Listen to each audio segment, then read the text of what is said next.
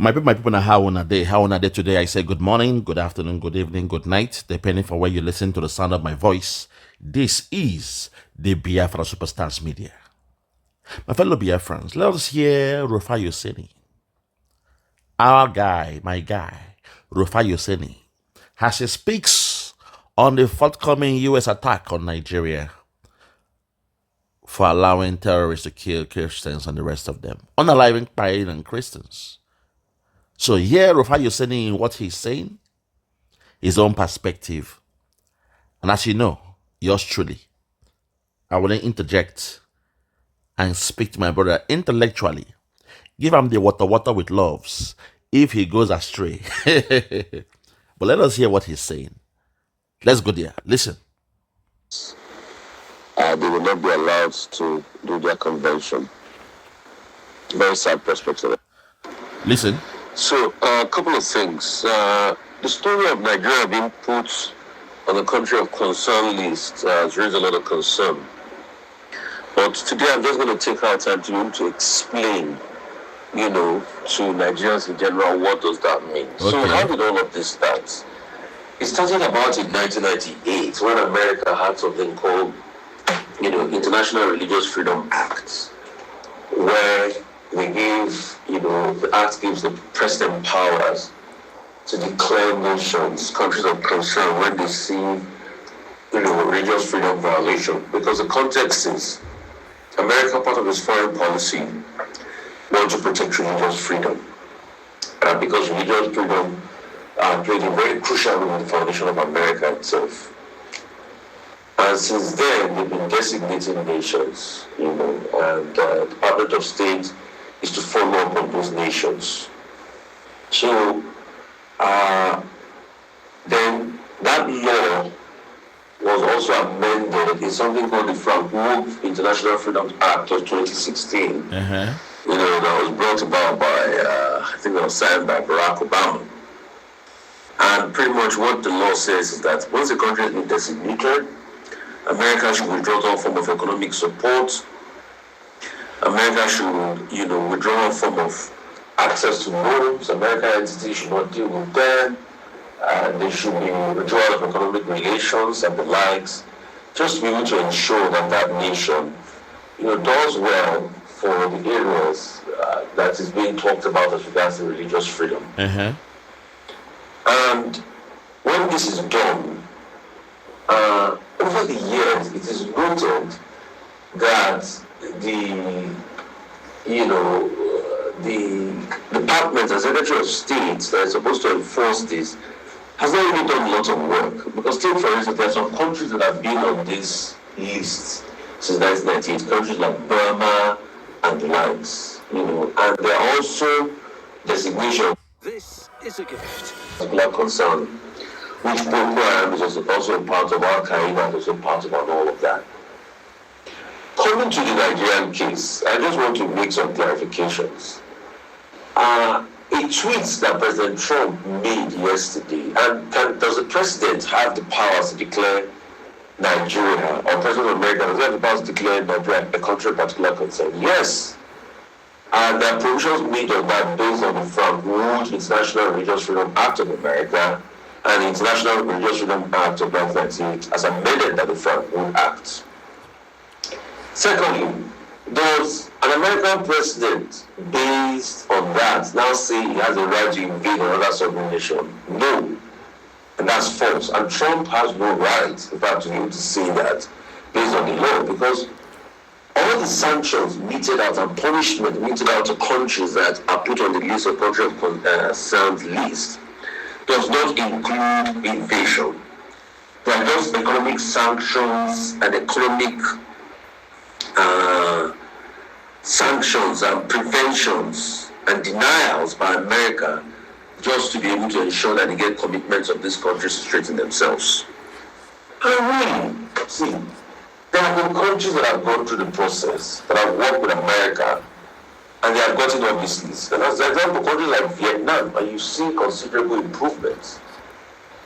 So, Trump saying he will not invade Nigeria, that's not possible, and that's been a violation of the law based on which the declaration of country of concern. RUFAI, I dare you, I double dare you, I triple dare you. You say that's not possible? Trump said he's coming to Nigeria to cleanse the terrorism happening in Nigeria. You are saying it's not possible? Because someone like you always say you love Nigeria. God bless Nigeria. Nigeria go better. You say God bless Nigeria. Today, God want to bless Nigeria by cleansing all the terrorists around there. You're saying, no, that's not possible. I dare you, man. You see me? Our own now love and water relationship. I dare you, I double dare you, I triple dare you that within the next 90 days, things will begin happen for that so-called Nigeria. That country you love so much. Within the next 90 days, I bet you, things will begin happen for that so-called Nigeria. You think we are playing here? Think we're playing? People, they buy you. You think we're playing? Okay, continue. Happened. Also, it's a violation of the United Nations Human Rights Charter. Article 2, sub 4, where it states clearly that you cannot invade a sovereign nation. It's a violation, right? Okay, Article 2, sub 4. But your country going to Kenya to kidnap Nnamdi Kanu is not a violation. Your country doing what they did to Nnamdi Kanu, a man on bail, they went to his house to kill him, is not a violation. This is the hypocrisy of this guy sometimes. You know? These are the guys you love to love. Your media men, these are the guys you love to love. You respect them. But now he's quoting the UN law. But when Nigeria went to Kenya to kidnap Nnamdi Kanu, it is okay. And your court is trying Nnamdi Kanu. They know the law that says you cannot do that.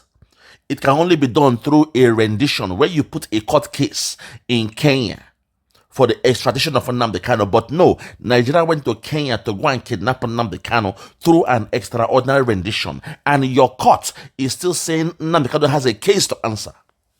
You see, in Nigeria, look, elephants can fly. Simon Ekpa said it better. In Nigeria, elephants can fly. So that now RUFAI is quoting to you courts, laws, and all those things. Oh my God. Trump is coming, RUFAI. I know that one go pain you well because you love Nigeria so much. You always tell me you love Nigeria. God bless Nigeria. Nigeria go better. You love your army. You love the police. You love the navy. You believe your politicians can do better. You are confident Nigeria go better, according to you. But the chicken has come home to roost. The chicken has come home to roost. I know deep inside you were born a Muslim. Yes, you converted to Christianity. Fine. But you were born a Muslim. So subconsciously, you may not be scared of what we the Christians are seeing. Those of us who were born as Christians, who Islam is alien to ourselves, our life, our DNA. Islam is alien to us. The killing of Christians, the genocide happening, the Islamization happening to us, it is strange. But to you, it might be normal because you were born a Christian. I mean, a Muslim. You were born a Muslim. Your father was a Muslim. You told us a story. And your father only converted to become a Christian on his dying bed. I say, may his soul rest in peace. But RUFAI, it is called unconscious bias. Do your research. It means for the fact you have a background in that religion, you will not see what we are seeing. You will not show an empathy to a level that somebody who was born a Christian, a Catholic, who grew up in a Catholic home, suddenly seeing people with a rat tag, in fact, seeing alone the appearance of those Boko Haram, ISIS, ISWAP, Lakarawa, the way they dress, the headsmen, the way they dress, they fear us. It is strange to us. It is alien to us. We don't want it. We don't need it. We cannot conform with it. So America has to come and cleanse things up. We want to leave Nigeria. This is the reason why we are leaving Nigeria. Simon Ekpa was defending Biafrans from this nonsense. Today, America is coming to attack Nigeria. We were defending ourselves from Nigeria. America is coming to attack Nigeria. Put that in your head. I told you Simon Ekpa was a good guy, but you guys said no, blame Simon Ekpa. Simon Ekpa is a killer of his people. You turn things around and you blame a man defending his land. But we are serving a living God. And Nnamdi Kanu told you in court, our God is a God of justice. Don't you know the God of in heaven is a God of justice? Today, justice must reign supreme in that so-called Nigeria. God will arise and the enemies will be scattered. So for you to say that Trump will, cannot come, that he's bluffing. I bet you in the next 90 days, oh my God, have mercy. Hey, when I go here and hot, that zoo will burn. The zoo you love so much will burn. RUFAI. Nigeria go burn. The Nigeria you know today, you will know no more. The Christians must be freed. The Christians must be freed. I don't give a damn. I know the man in power is your brother, but that zoo must burn. I beg, continue for me. Except in the case of self-defense. Listen again. Also, is a violation of the United Nations Human Rights Charter, Article 2, Sub 4, where it states clearly that you cannot invade a sovereign nation. Okay, now. Except in the case of self-defense and in the case of aggression. Self-defense, they are coming to defend the Christians. You cannot attack a nation, but Boko Haram can come from the Sahel region. They can come to Nigeria and attack the Christians while your military, your government, your police, your DSS, they do nothing about it. That's the hypocrisy of you guys sometimes. The hypocrisy of you guys sometimes, it baffles me. Now you are quoting law. But when Boko Haram came, you didn't quote law. There is a law that says you don't negotiate with terrorists. In Nigeria, you are doing deals, peace deals with terrorists. You are attending the party, the birthday parties of terrorists in Nigeria. You broke all laws, but it's okay now. Now Nigeria now. Not them. There's a peculiar way you do this in Nigeria. It's okay. You can break the laws. But when America is coming, now you are quoting law for America. To hell with you and your laws. To hell with you and the fucking laws. The Christians must be set free. Their prayers has been answered. This is the problem with you guys. Sometimes you don't know when God answers your prayers. So the Biafrans, take note. You were crying and begging God. When they were killing us, they killed 7 million. In the time of Ojukwu, they killed 7 million Biafrans. We were crying, we were begging God, we were in hunger, we were starved, there was a food blockade, there was kwashoko, our women were raped, they were killed. Lord have mercy. Our women were killed, they were raped. We saw these things happen. But somehow you pretended you didn't see it happen. Now God is answering your prayer through Nnamdi Kanu. Your politicians, they went to where? To Kenya to kidnap him. Again, God answered your prayer through Simon Ekpa to come and defend the land. Simon Ekpa was making Nigeria to panic, to sweat. He was giving that zoo the water. Again, your own people that prayed to God for a redeemer, a savior. Your own people, they colluded with Nigerian government. They went to Finland to give witness against Simon Ekpa. Let that sink in, that members of IPOB went to Finland to give witness against Simon Ekpa, for Simon Ekpa to be jailed up. But guess what? The same Nigeria that they worked with, the same Nigeria they partnered with, the same Nigeria IPOB they collaborated with, they are holding Nnamdi Kanu in Nigeria in the DSS dungeon, and now they are beating Nnamdi Kanu, they are kicking Nnamdi Kanu in the DSS dungeon. The same Nigeria that IPOB went to Finland with to give a false witness against Simon Ekpa. That same Nigeria is now beating, humiliating, insulting the leader of IPOB, Nnamdi Kanu. That tells you there's a fraction.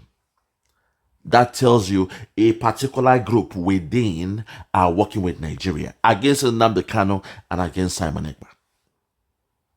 This is how you break it down. But my anger with the Biafrans is whenever God comes and gives us our Redeemer, when you pray, and God answers your prayer, because some of you cannot read the handwriting on the wall, you mistakenly attack the one that God has given you to free you. And today, my brother here, RUFAI OSENI, is making the same mistake. He's saying America does not have the right to come to Nigeria. And he's trying to quote laws, the UN Charter, all those things. He forgets that Nigeria is a breaker of laws, local or international. So when Nigeria breaks the law, it is okay. It's their habit. That's the way of life. It's okay for Nigeria to do it. But now that we say America is coming, he's saying America cannot come because there is a law that says you can't do this. There is a UN law. Okay. We dey wait now. Now play now. We dey wait. We dey wait now. In the next 90 days, what would happen for that so-called Nigeria? They are coming to kill the terrorists that are killing the Christians. If you are angry with that, then be my guest. Continue, I beg. The case in these two areas. President Trump cannot say because Nigeria is declared country of concern, and American troops will come in. At first, it violates even the Frank Wolf International Religious Freedom Act, and it also violates the UN Charter. So that is out of it. But let's come to the key matters. Yes, conversations about Christians and Muslims are being killed. But the question is, should any Nigerian be killed in the first place? Because I see some actors now playing politics with it, like it's sort of like an indictment and all of that. But didn't we see the likes of Father Kukan, write or speak to the American Congress in 2021 in a speech that really angered President Buhari and talked about the killings of Christians? Yes, he also talked about the fact that Muslims have also been killed. But if we even argue that Christians and Muslims are being killed, it's not even a violation and a ground for these people to look at us and say, okay, that is justified to put us on the country of concern list. Because religious freedom should cover all religions. People should not be killed because of their certain religion. That's why you will have Religious Freedom Act, International Religious Freedom Act. For the fact that you practice any religion, you should not be killed for that religion. And those are the concerns that the country of concerns needs to raise. Anyway, the Nigerian government has reacted to this and ignored the calls of Christian giants. And here we know the argument that Christians are being killed and Muslims are being killed. But the question is, should people even be killed in the first place? Okay. Should people have any killing of citizens whatsoever? Now you are speaking my language. If you like saying tomato or tomatoes, pie na pie. For the fact you are buying the Christians, we the Christians have the right to run to USA, God's own country. In God we trust. The land of God. The land of Miss Liberty that says, give me liberty or give me death. We can go to America and beg them to come to our aid. Let the Muslims go to Mecca, to Saudi Arabia, and call on Saudi to come and protect them. No, they won't do it because they know at the end, this killing, the end point is to Islamize Nigeria. This killing is known as a process called Islamification. All these years or months, I've been using those words, but you guys don't want to pick up. You are interested in seeing my face. You don't want to pick the words I'm saying. Angels, you don't see the faces of angels, but you appreciate them. You beg God to send angels to guide and protect you, to lead you. I am the voice of God. See me like an angel. You don't have to see by my face. I will do this job. Once it's done, once we are free, I go my separate way and live a private life. But this job must be done. I've been sent to do this job. I'm a helper. I'm a servant. See me as a stooge of Simon Ekpa. My job is to be a disciple of Mazi Simon Ekpa. The same way Simon Ekpa is a disciple of Nnamdi Kanu. I have proven to the whole world that I am a devoted, a trustworthy disciple of Simon Ekpa. Let those that were in the cabinet of Simon Ekpa keep on doing what they are doing. The shenanigans, the backbiting they are doing, the blackmail, the cheap blackmail, the sabotage they are doing, working with Nigerian government within the cabinet of Simon Ekpa. To you all, I trust none of you again. I wash my hands off you. You are animals. You betrayed Simon Ekpa. All of you. Bunch of animals. Idiots. For how much? Eh? They are paying you deals. Oh, you are a politician. Oh, I will go to Nigeria and they'll give me a contract. I've done a very good job. I have stopped Simon Ekpa. You guys can't see beyond your nose and money. Animals. I don't have you guys' time yet. I'll keep on doing my job. The assignment given to me by Simon Ekpa. You guys will not be my distraction. You are animals. Idiots. Man, let's calm down and get back to this one, please. My people, I'm sorry. I'm going through a tantrum here. It's really embarrassing that our own people did this. Let's continue. And those that are trying to skew the narrative today, look at things like people sanctioned for blasphemy laws and things like that. That should not be the case. That should not be the case. Look at people tried under, blasphemy laws in this country. So those are also part of the things that have been looked at. Let me now talk about the tribal implication, which is very wrong. Okay, listen. Now listen. And that's why a Nigerian media house called The Cable that did publish a story, and I was saying that they did a research. Listen. That most of this Christian genocide talk is linked to IPOB accounts, which is very wrong. And that's why, please, we should be careful about tribalism. God bless. You see me, I told you, I have a love and a water relationship with this guy. He's my main man. I respect him so much. He calls a spade a spade. Just last week, our sister Oduduwa made a video where she mentioned that the media house were trying to link IPOB with the killings of Christians, that we are the ones that is giving fake news that Christians are being killed. And I watched my good guy here, RUFAI OSENI, condemn them on TV. Say, no, don't put this one on IPOB. We've seen Christians die in Nigeria. So for that, I came out and I spoke on it. I thanked him for speaking and saying what is right, because they came with tribalism again. The same way in the 60s, they had a coup in 1996 or 1966. And the best way to make Nigeria one was to blame the coup on the Igbo. So they say, oh, na Igbo coup. And suddenly, a country raging among themselves. You see, this problem they want to solve now, they could have solved it in 1966. But the moment they bring tribalism, say, Igbo coup, na Igbo. Immediately, the other tribes came together. They formed an alliance and they gave the Igbos hell. We saw the pogrom that happened in the north and the rest of them. They killed us in the hundreds of thousands. So today now, Trump is giving the signal. Senator Ted Cruz, who hails from Texas, a man I love so much. In fact, I will have to visit Texas very, very soon and go and give him a very beautiful gift.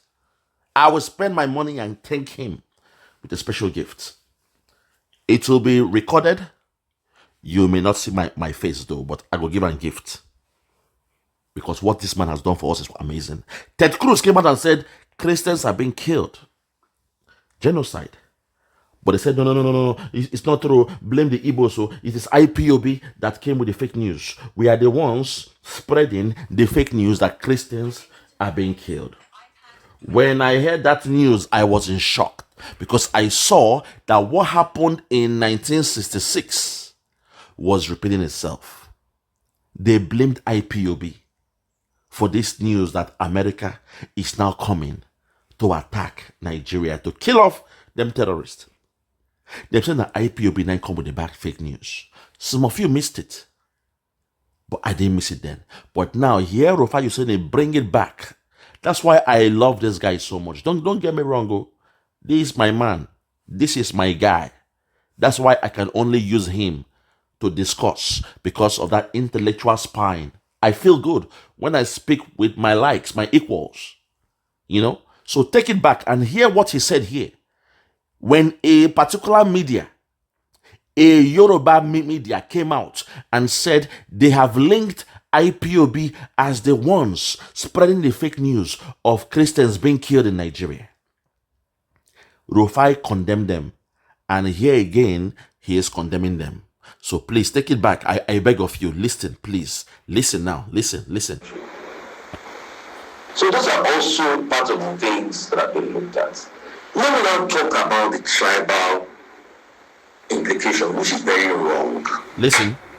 And that's why a Nigerian media house called the Cable that did publish a story, and I was saying that they did a research that most of this Christian genocide talk is linked to IPOB accounts, which is very wrong. And that's why, please, we should be careful about tribalism in this country. It's not going to augur well for all of us. And we should please, I beg, for the love of God, leave tribalism out of most of these conversations. I read through that report by the Cable. You cited one or two accounts and you said, oh, they were IPOB. There's not an empirical fact to that study. And that's why I condemned that report. Okay. Because the conversation now is skewing around there. It's speaking from a certain group. No.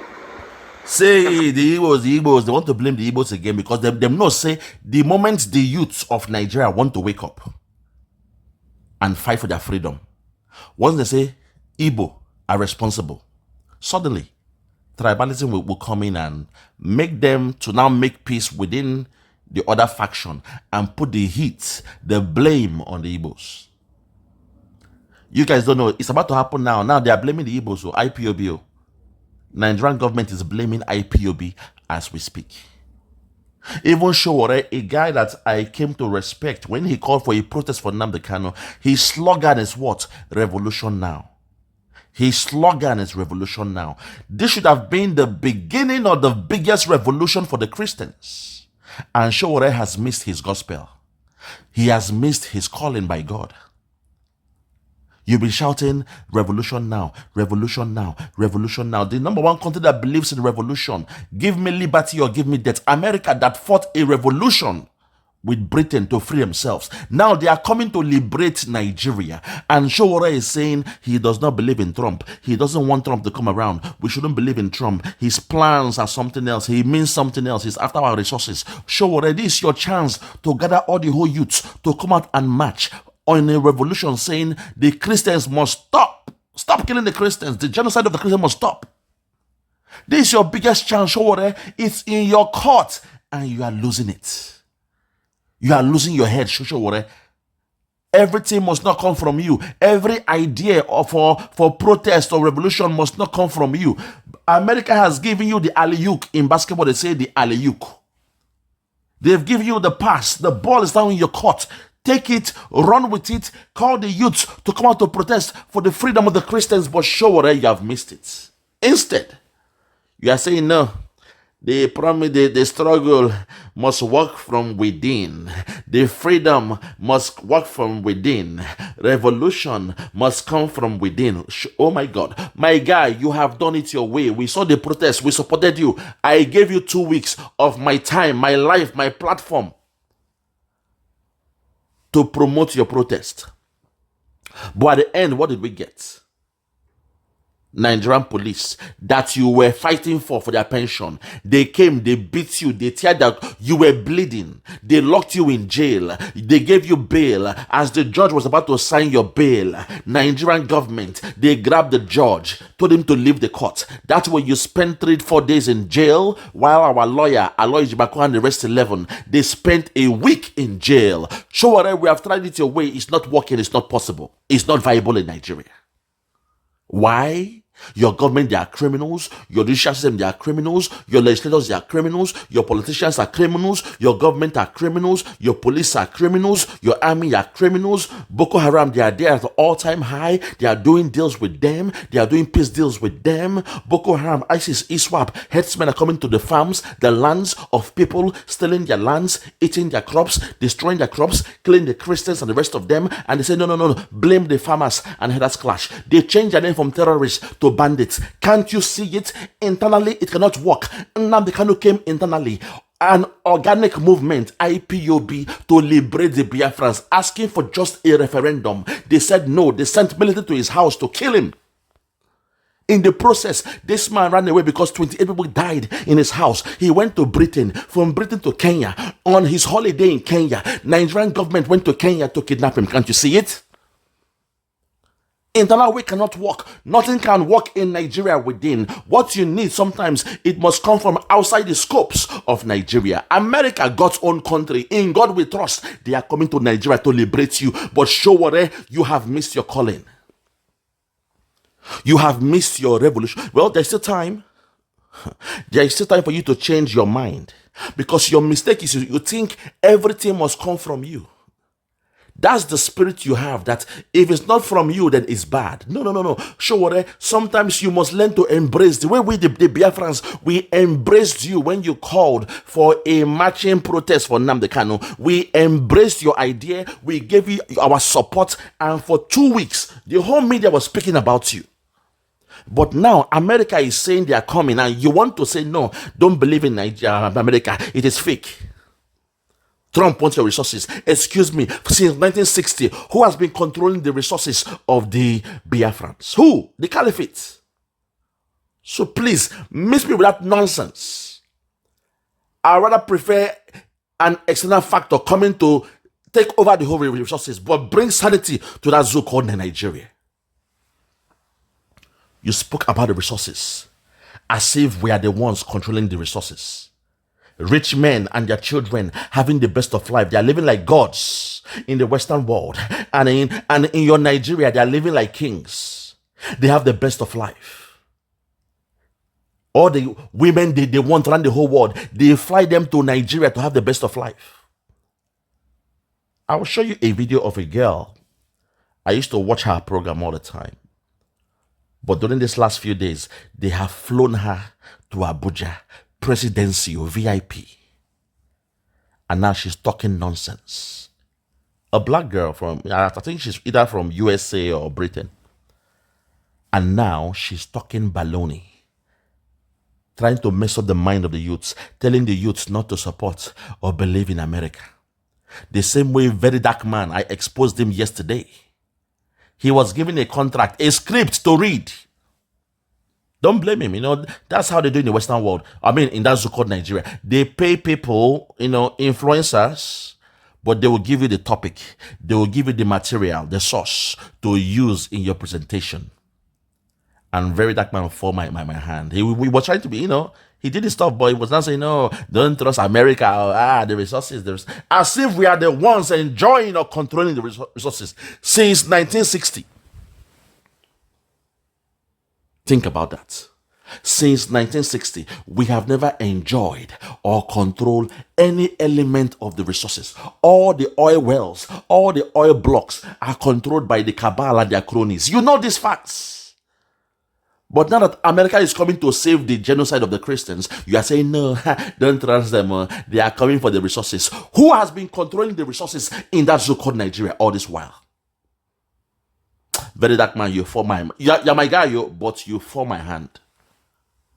Slowly, we are seeing you guys for who you are. You are charlatans, because it makes no sense that you are speaking the way you are speaking. Facebook has not banned you. YouTube, but when they speak about Biafra, this is my number 12 channel. Number 12, 1, 2.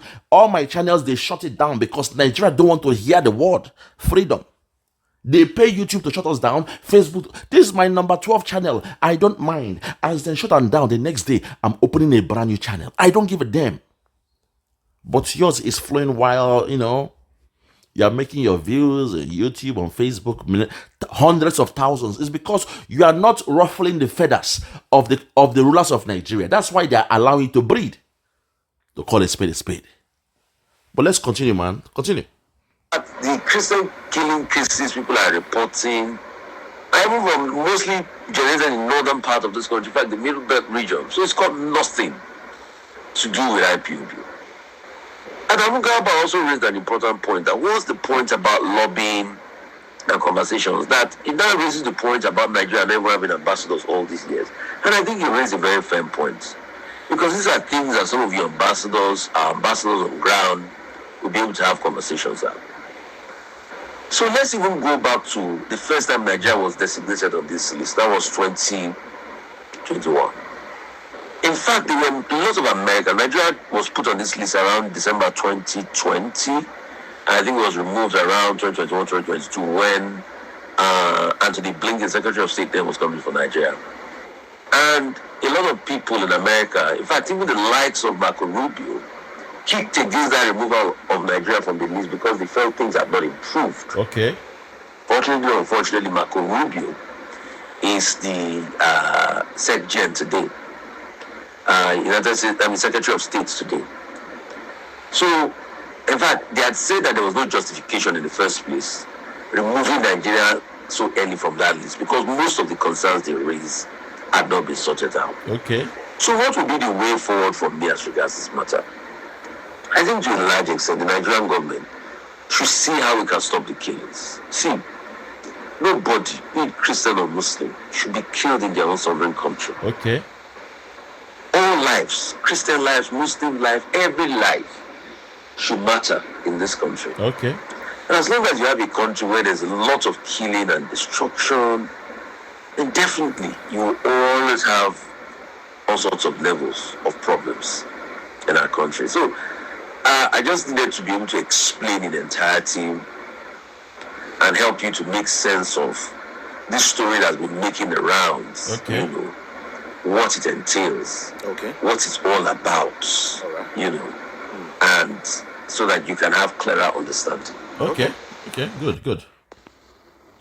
Okay, couple of stories. Hold on there for me, my brother. You've done well, RUFAI. You know, I really appreciate at least you had more of a balanced approach, you know, in what you said.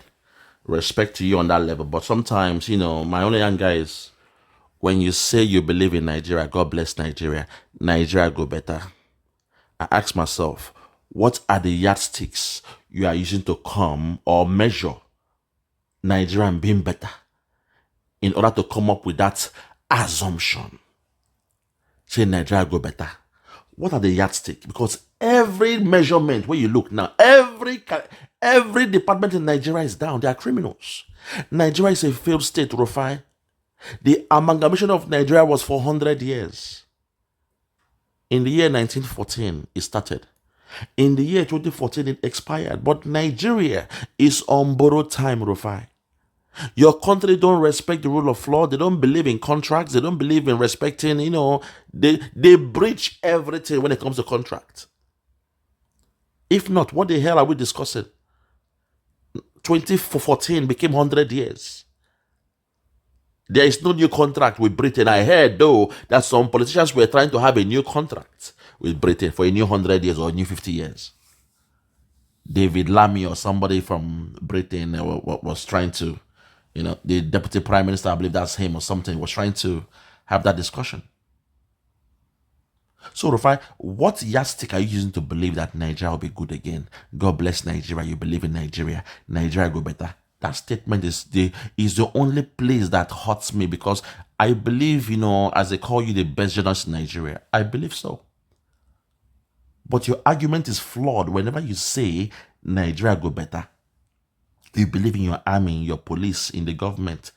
The politicians should do better. They will not do better. This is all they know, RUFAI. This is all they know. The platform, the environment is not there for them to perform. All they have is criminality in Nigeria. And now they became so greedy, despite they are the ones controlling all the resources. So they got so greedy, they became so cocky and overconfident that they feel now it was best time to Islamize Nigeria. They were going that path of Islamizing Nigeria because they assumed that's the best time. They control the army, they control the resource, they control the government, they control those who are, you know, politicians run the whole country. Your governors have to go to the north to kiss the ring, to bow down, to prostrate, sometimes to strip themselves naked and be sodomized. We heard all those stories. We saw those pictures of these guys kneeling down to the caliphate. So for the fact that all your governors now, they are compromised, the cabal now had that confidence to say, okay, we're in control of everything. We have the power now. Let us move towards Islamizing Nigeria through a process known as Islamification. So, what yardstick are you using to judge or measure that Nigeria go better? RUFAI, please, this is the only gripe I have with you. One day on your platform, break it down. How you believe Nigeria go better in the next 5 years, next 10 years, whatever. Break it down. Let me see your own perspective. Let me understand your psychology from where you're coming from that makes you believe that way. Because right now, the only thing that is better is the media. Because every day they're breaking news. Every day in the media they're breaking news. That's why someone like you now, you are doing very well in the media. I'm happy for you. You are doing extremely well. You now have your own TV station. I believe there's a partnership between you and somebody because it is vibrant now. More adverts are coming, more traffic. You can now stream online. You are making your money online. That's wonderful. But that's just good for you in the media. What about the other sectors where people don't have jobs? Today, we in the Western world, we are paying, we are paying hospital bills, house rents for families back home, school fees.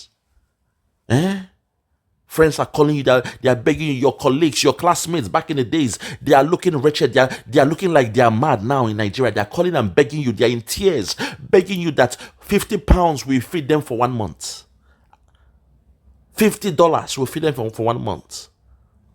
70 euro will feed them for 1 month. One was telling me, say, brother, please, all I need from you is just $20.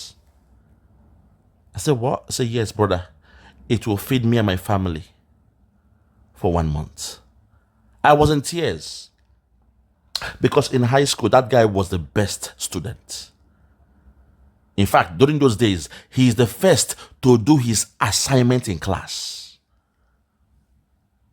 So when it's almost deadline, we'll go to him and say, hey, guy, make we see your book, Joe. We'll now read what he has done. Okay, this one makes sense. You now have a good idea. Then we now, us back boy students, we are the last day. Now we do our own assignment. The last day, deadline. But we go read it on. Say, this guy makes sense. So then you now go and write your own. We don't copy his own, but we go read them to see the answer. We don't read and finish. Play boys now. Then we'll go write our own. So I was thinking that guy should be, in fact, right now, he should be a minister or something in science. Because that guy is too much. His intellect is too much. But this guy, Nigeria has destroyed him. He's jobless as we speak. So when he told me, say, please, brother, $20 will feed me and my family for 1 month, please. Out of tears and pain, nostalgia, I was thinking how we were playing back in the days. We did play ball and we no do assignment. Last minute we go column, say making give us in book. We go through in book, they write our own. Because of that, I gave this guy $200 just as help for asking for list.